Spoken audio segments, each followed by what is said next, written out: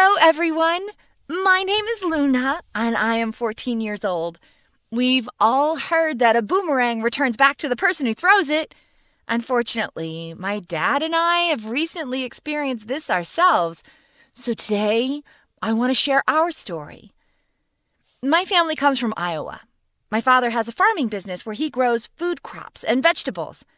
Since this was the only way we made a living, we had to protect our farm from being broken into, and that's why we got Buddy. He was the sweetest dog ever. I was only 4 years old when we got him, so we've been best friends for years. He was not just a nice pet. He was the best defense we could get. One night, I woke up because I heard a horrible noise. Buddy was barking as loud as he could. I rushed to my parents' room, but my dad was already on his feet and heading outside with a gun. We opened the front door just in time to see Buddy lock his teeth on the burglar's arm.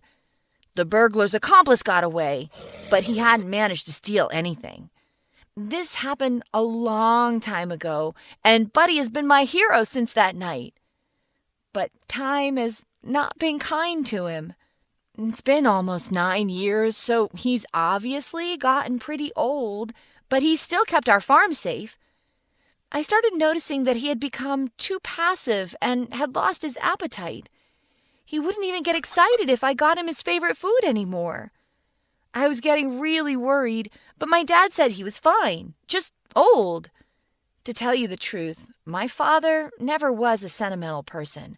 So when our dog got older, he was upset, but mostly because he thought Buddy wasn't much of a help anymore. I just could not understand that. One day, I went up to Buddy's dog shed and saw that he was just lying there and breathing heavily. He didn't even notice I had come to him.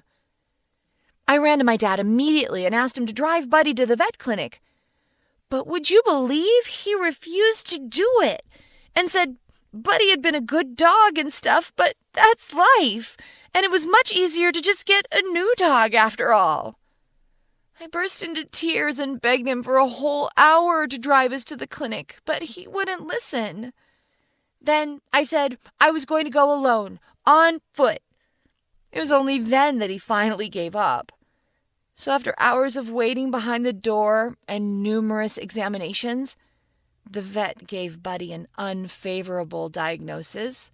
He was suffering from a bad stomach ulcer and he urgently needed surgery.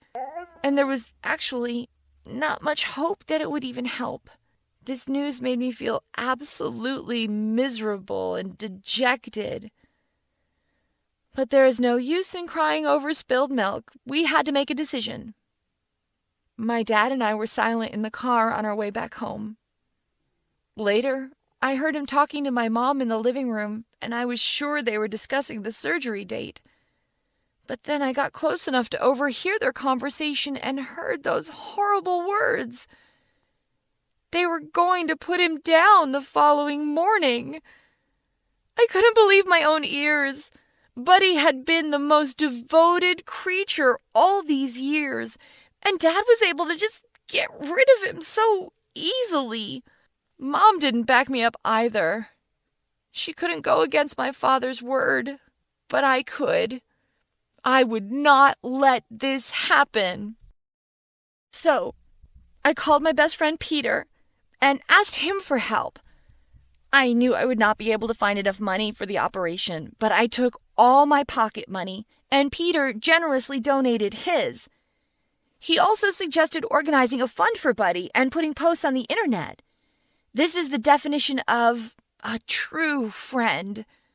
I wish I could have gotten my dad to give a penny, but we didn't have time for that. We had to take Buddy to a safe place because my dad could come after him and put his plans into action at any moment.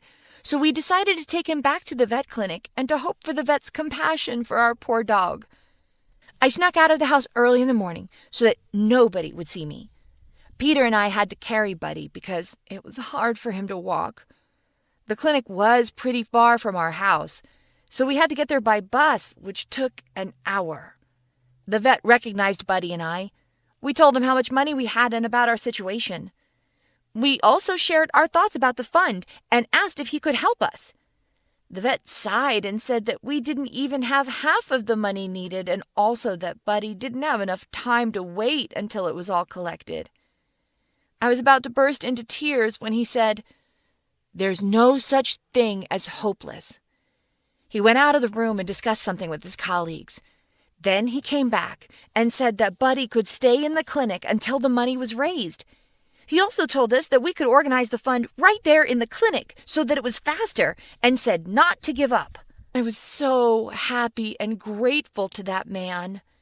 He brought my hope back. Of course, when I came home from the clinic, my dad was very angry with me. I'd never left home without his permission before, and besides, I disobeyed him. But he kind of accepted it after a while and left us alone. In a week, we raised the whole sum of money. All the staff of the clinic donated too. They had gotten used to Buddy during that week and saw how wonderful and sweet he was. The operation was a success, and soon afterward, our dog came back home. My mom was so happy, but despite the fact that I'd done it, Dad was still angry with me, I guess. Buddy's return coincided with another occasion in our life. One day when I came home from school, I saw an ambulance near our house. I rushed into the house and found my dad lying on the bed surrounded by doctors. Buddy was also in the room, and he was howling desperately. There was an accident. My dad was fixing the roof, but he lost his balance and fell down on the ground. He broke both of his legs and his collarbone. It turned out that it was Buddy who found him and first brought my mom there. After 2 surgeries, my dad came back home. I knew he would need a lot of time to get back on his feet, but he was happy he was still alive. Buddy never leaves him and sleeps at his feet. I think that now my father has reviewed his priorities. He knows what true friendship is now and regrets his behavior. I am sorry that all this had to happen to make him understand those simple things.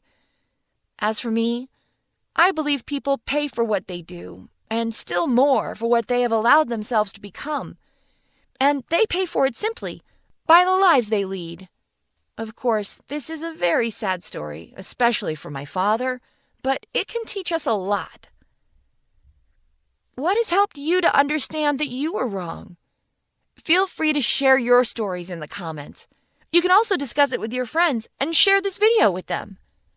Do good, and good will follow you.